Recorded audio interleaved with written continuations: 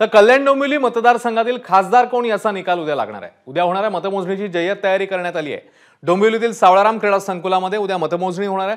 दरम्यान उद्याच्या मतमोजणीची संपूर्ण प्रक्रिया नेमकी कशी पार पाडली जाईल या संदर्भात निवडणूक निर्णय अधिकारी सुषमा सातपुते यांशी संवाद साधला आमचे प्रतिनिधी सुरेश काटे यांनी।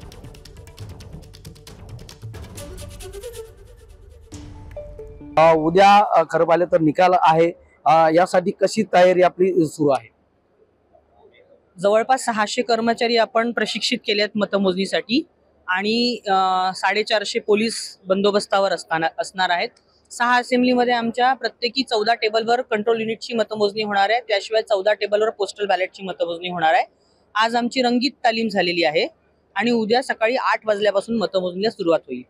एकूण किती टेबल आहेत, किती फेऱ्या होणार आहेत? त्या ठिकाणी 84 टेबलवर कंट्रोल युनिटची मतमोजणी होईल आणि 14 टेबलवर पोस्टल बॅलेटची होईल।